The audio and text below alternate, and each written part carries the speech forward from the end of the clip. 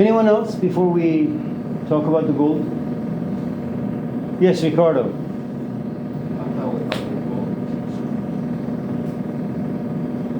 You like plagiarism, don't you? Okay.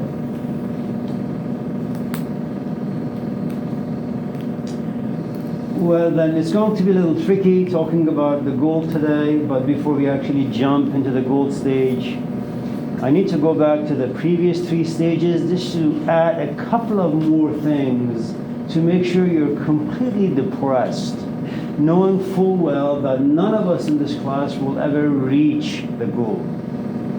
You know, it'll be like a utopian land, and for those of you who may not know what utopia means, it just means nowhere. So you can always daydream and fantasize about getting to gold, but you'll never get there. So, and it's a nice thing to actually have. You know, it's like being in love with someone, but you never reach them, and you'll continue being in love with them because that passion is never satisfied. And if you paid attention, the moment you're satisfied, you get bored, like David and Ricardo and Sarah, of course. Okay. As always, remember you don't need to take notes because they won't really do much for you. They'll give you the illusion that you're learning something, but you're actually not. I hope none of you listen to today's lecture because the assumption is that you can actually listen and learn, but that's also not true. Just sit back, relax. If you want to put on your headphones and listen to music, you can. If you want to text and call your friends, you can. Logan. Yes, hey. So there you have it. Okay.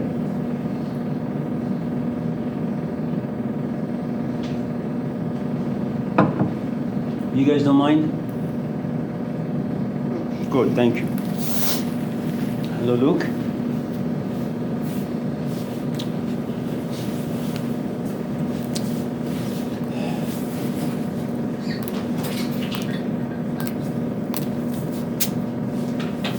Okay. So you have no other questions, comments about anything before we delve into this? Luke?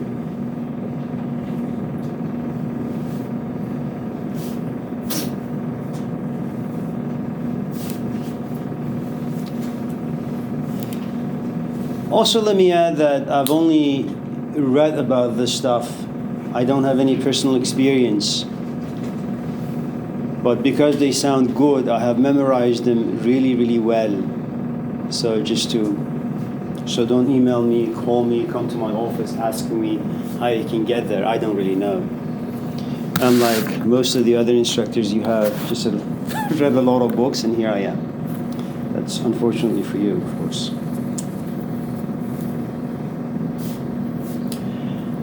So here you are.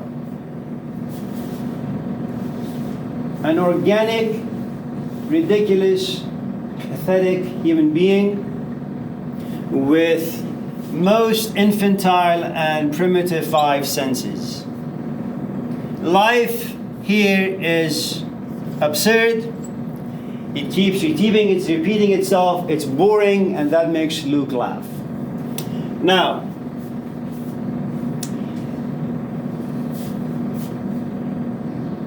all human beings, unfortunately, are thrown into a certain geographical environment, which means that if you were born in Yemen, there's a good chance that right now most of you would be wearing a hijab or a covering that would cover your body, your face, okay, your head, your hair. If you were born, say, in certain parts of Africa, there would be a good chance that your religious tradition would not be Christianity. And so the concept of sin would be alien, foreign to you. Okay. If you were born in Ukraine right now, your most haunting memories in life would be war and trauma. Okay. So if you're Will Smith, In the TV show Prince of Bel-Air, you know what privilege is, you also know what poverty is, you know what racism is, okay? If you're born in an environment where Carlton has been raised, you have no idea what privilege is, because you are swimming in it. Okay? You have no idea what poverty is, you have no idea what racism is. So, depending on your experiences, okay, those experiences give birth to your own unique set of emotions. Now, it becomes a little bit more complicated for all of us in this classroom, and I'll tell you why. We live in a social system, and that social system, for the most part, is governed by this thing called capitalism. Okay? Now remember, go back to Charles Darwin for those of you who know anything about this man. He is married to a woman who is a devout Christian. Darwin himself is also a Christian, but he also has a scientific mind. And he wants to honor both parts of himself. Okay. I think his father is a pastor. Okay. And his father was doing the best he could to also have him follow his own tradition, which is going to a church and give sermons. His uncle believed that there is something really unique about Charles Darwin. That he could be religious, but he could also honor the fact that he is a man of reason, rationality, and science.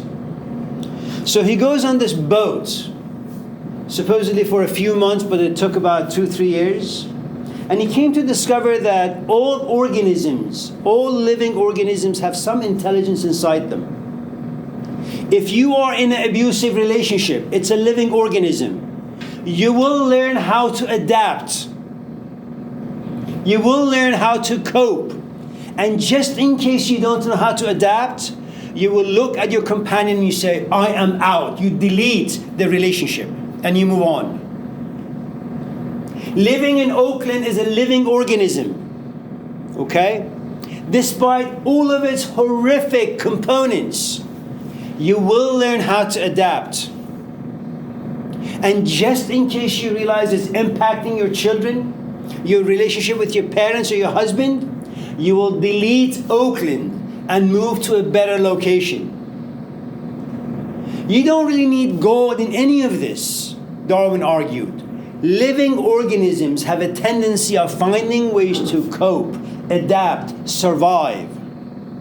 Okay? Change the wiring from within. Capitalism is a living organism. It's there to survive. Okay? It doesn't mean that there are no people behind closed doors trying to nourish the system.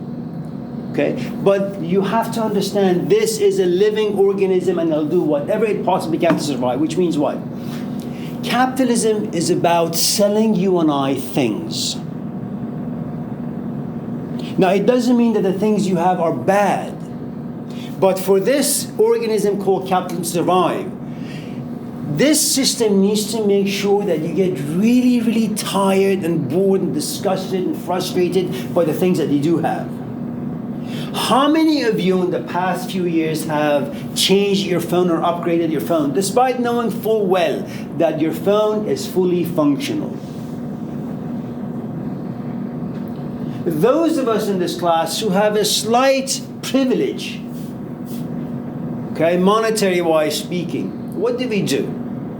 So you're watching TV, this advertisement comes forth and it says, well, you know, Samsung has given birth to Galaxy 925. It dances for you, talks to you, does everything for you. All you need to do is just sit. Or the self-driving cars. Okay? That's what advertisement does. It creates desires. But for you to pursue a new desire, you have to get rid of the old one. Okay? Now, if AT&T creates for you a telephone that you can be happy with for the next 20 years, AT&T will be out of business. Okay? So you need to have a system where someone buys a phone, and after 2 years, after 6 months perhaps, you'll get frustrated. Now remember, once this system is able to rewire the human brain, that you move into something, it's new, it's exciting, it's fresh, it's inspiring, 2 months later you're bored. Once your wiring becomes that, almost every path in life you walk into, you will get bored after just short few months. Whether it's with your cell phone, video games, relationships, conversations, movies, it matters very little. Okay? Now, because our attention span in this system is so short, so little, you have emotions that perhaps someone who's born in Africa, certain parts, someone born in Mexico, in India, they don't really have those emotions. So anxiety, frustration, boredom, anger, being upset and enraged, it's going to take them a year to get there. For us, 2-3 months, weeks, hours perhaps. Okay?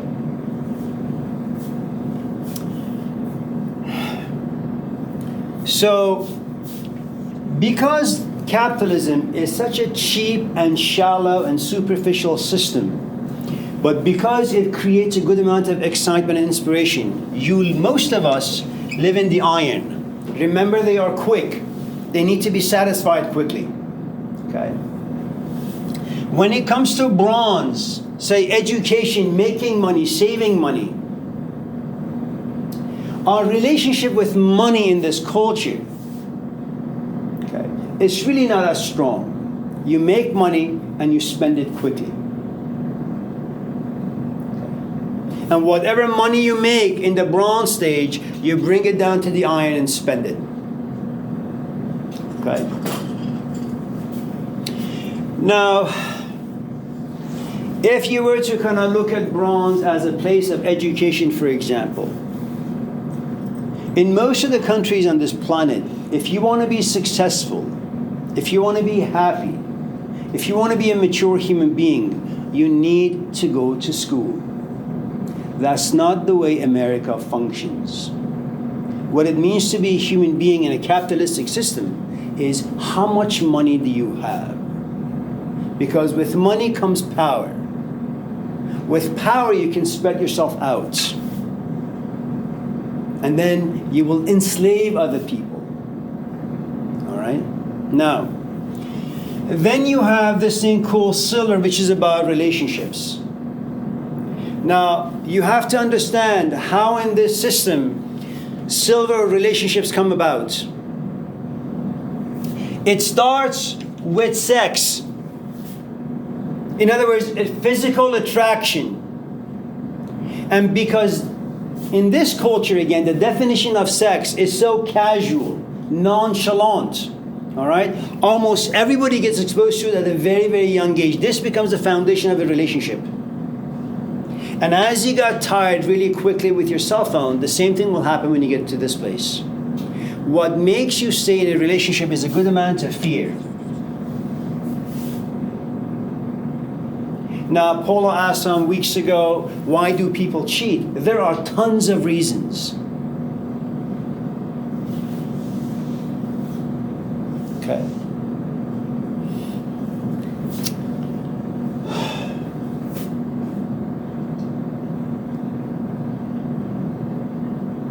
Karl Marx had argued a long time ago that in a capitalistic system, all men become pimps and all women become prostitutes. Think about that for a moment. Everyone is turned into an object. Everyone. Okay?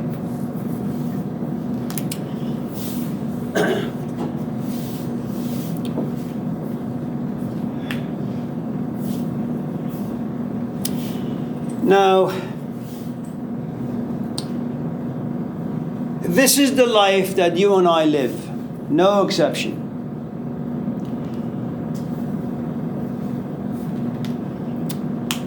There is a myth that comes to us from the Greeks. It's called the Myth of Sisyphus. I don't know how many of you know of this particular tale, but it has to do really in some ways with how miserable human life is.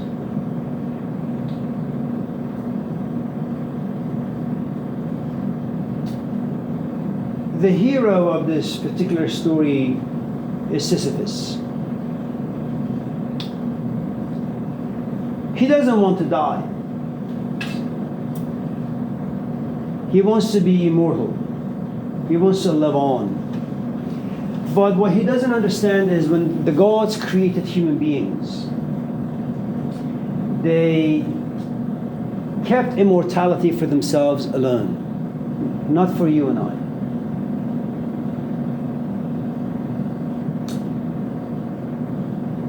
You need to understand how unique Sisyphus is. He is aware of death. He knows his life will end and he will leave everything behind. He doesn't want to do that. See, most of us kind of look at death in passing. It's not going to happen to me. It's far away. That's not the way Sisyphus works. Sisyphus is fully aware and is frightened.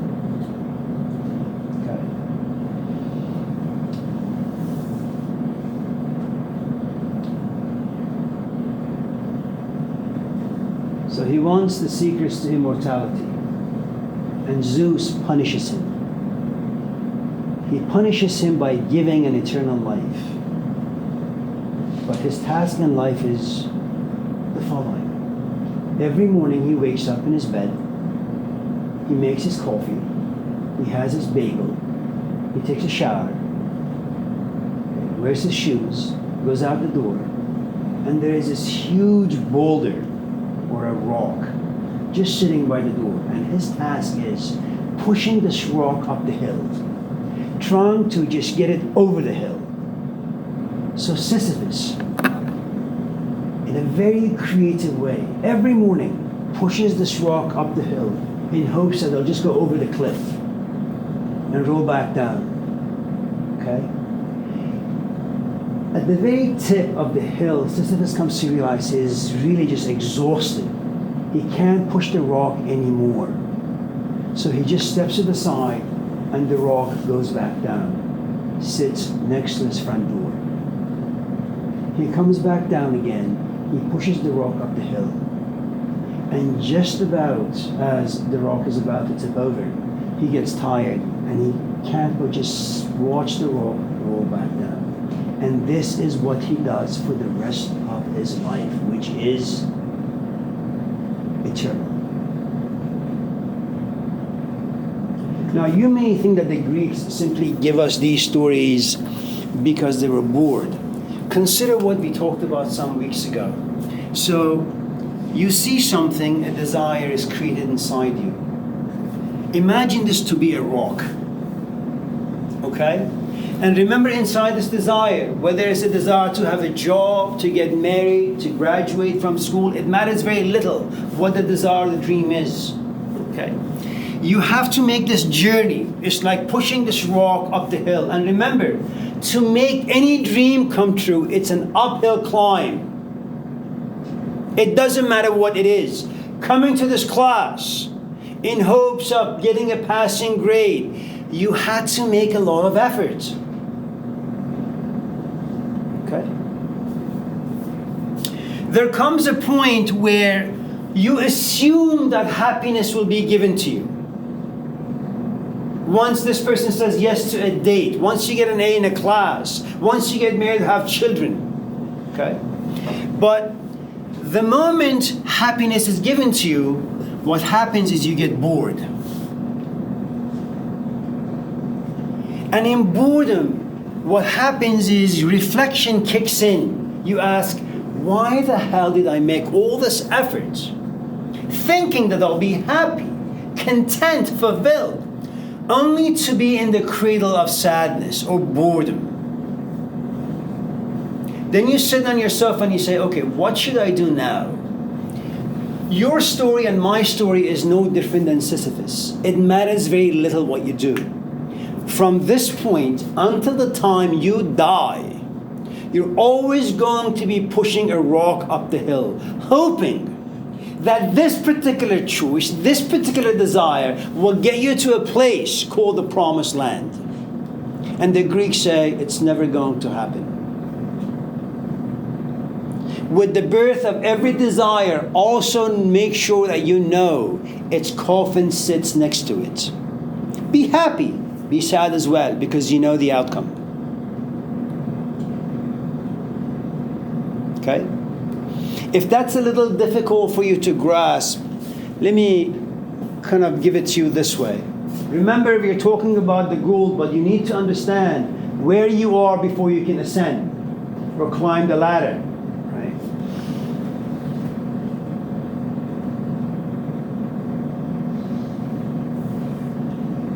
I don't know how many of you in this class have ever been in romantic relationships.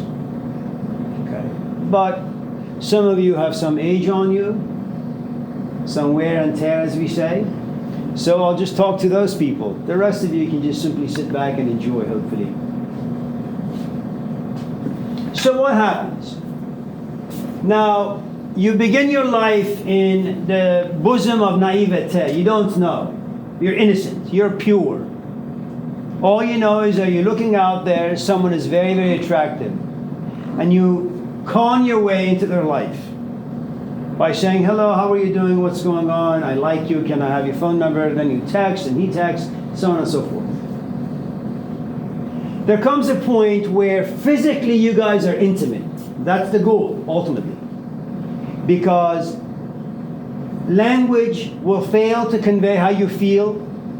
Sitting in silence will fail to convey how you feel. Sitting together and watching a movie will fail to convey how you feel about the other person. Ultimately, it's the two bodies grinding against one another. Now, this is a love-filled sexual encounter. Not a loveless, but a love-filled. Okay? Time passes, you realize when you look at this person, you're no longer feeling the way you used to. Now imagine if you sit and reflect on this, especially those of us in this class who've been in more than 1 or 2 or 3 or 10 relationships. Okay? Reflect on your past experiences, how they began, how they lived, and how they ended. Now imagine tonight you go to a coffee shop, you're sitting and you're doing your work. And someone is sitting across the room from you, and they keep winking at you.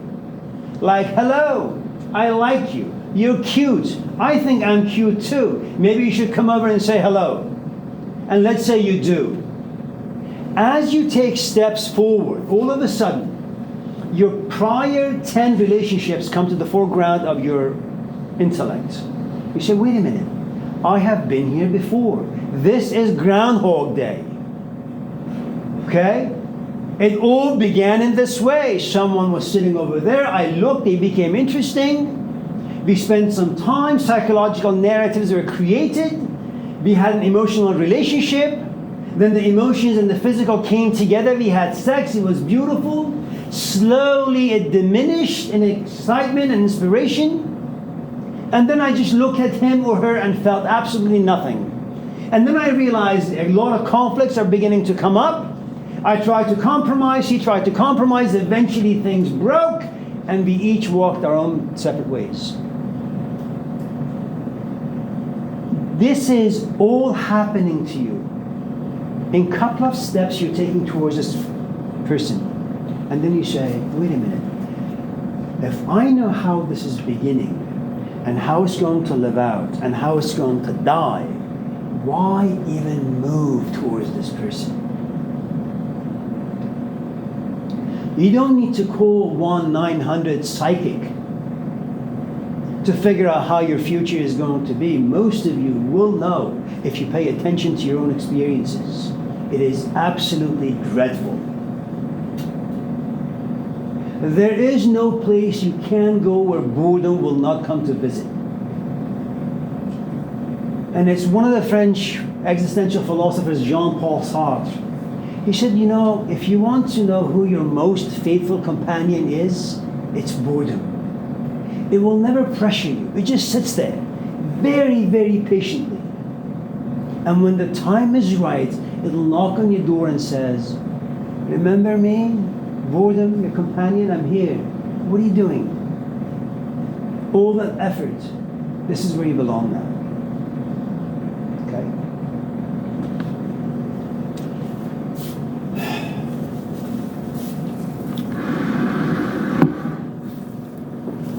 Now, of course, in the book or in the story, The Myth of Sisyphus, one of the ways that you can get yourself out of this miserable place is don't really reflect. Just be engaged in the things that you're doing. If you keep looking at the clock, I assure you time is going to go very, very slow. Be consumed by the tone of my voice, despite how miserable it makes you feel. You listen to my voice, you say, I am disgusted. Then listen to that disgust. And all of a sudden you realize, I am giving your life meaning. First, I make you feel disgusted. Then you become anxious and frustrated. That's a lot of pain. Then imagination will kick in. I'll go figure out where his car is parked and wait by his car. So when he's getting into his driver's seat, I can give him a bouquet of rocks. Okay? Now, so the remedy to the human condition, which is quite miserable for Sisyphus, is live in the moment. The way you're sitting in the classroom, the way you're wearing your masks, pay attention to the network of thoughts that live inside you, the sort of emotions that come and go. Do not think about the future because you know exactly how it's going to turn out. Satisfaction, boredom, dissatisfaction. When you go home and your companion is looking at you, try not to think about the past, try not to think about the future. Listen to what he or she is saying. And then go to the kitchen. Pay attention to the way you're chopping the chicken, to the way you're frying the eggs. That'll save you. Okay?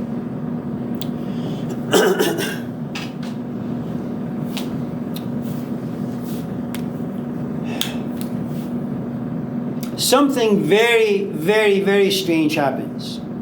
It doesn't happen to all of us, but to some of us. Right time, right place, right people.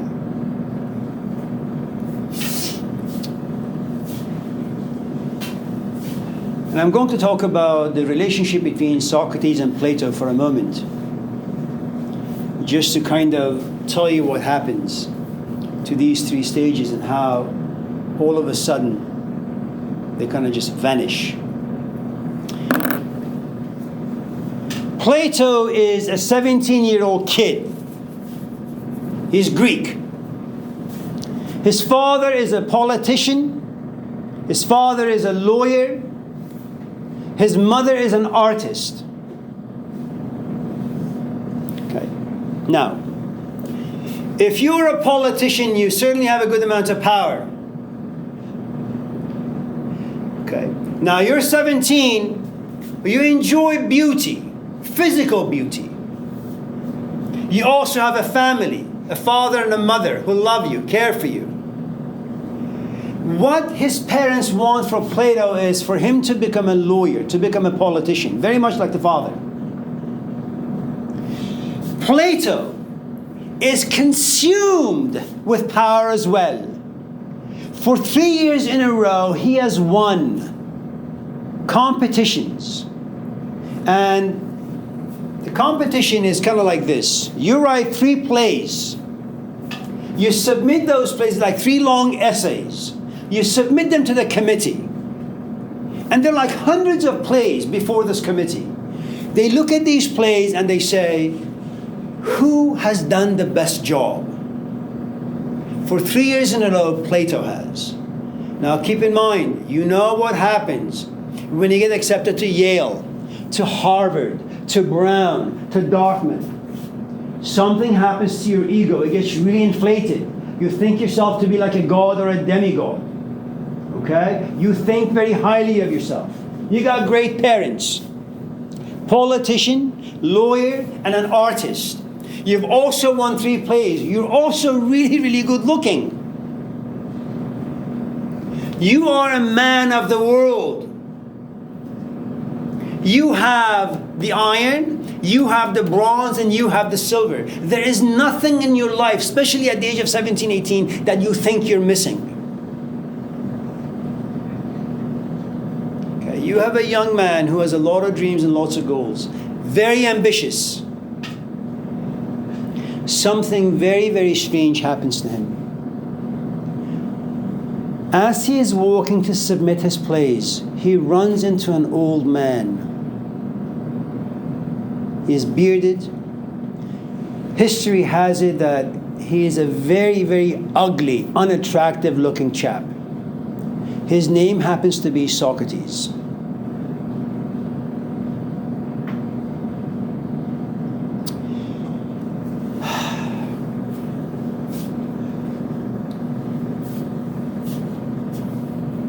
Socrates asks him, "You're a very handsome chap. Where are you going? What are you holding?" He says, "Well, my name is Plato. I'm holding my plays, submitting them to the competition, to the committee." "What are these plays about? Why do you want to win? Who are you?"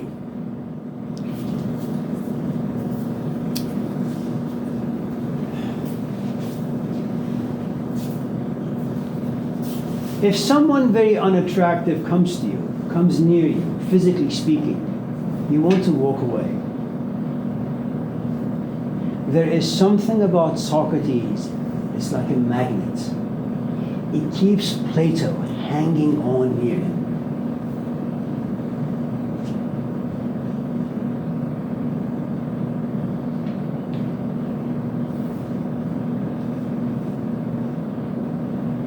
Do you have any questions before I continue? I see that many of you are falling a little out. Anything? Paula? David, yes. Ricardo, surely you must. Rebecca?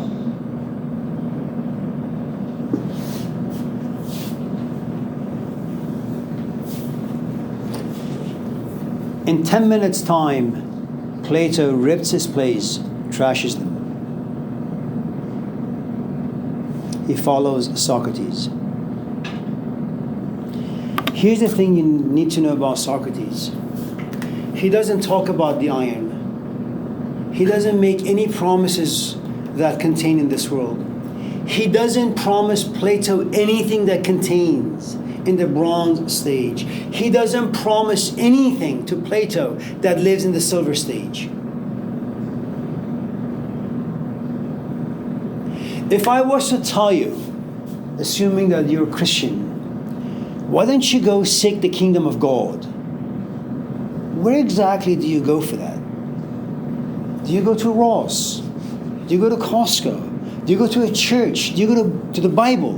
Where exactly do you go? And one of the things that you realize, especially for those of you in this class who have ever gotten depressed, is that the senses, the 5 senses, they can't help you. All the stories you've made in your life, all the experiences you've had, they won't reach you either. You kind of get drowned in sadness and sorrow, and there are no ropes, no ladders that you can hang on to and lift yourself up. Depression is a really, really good thing if you know how to use it.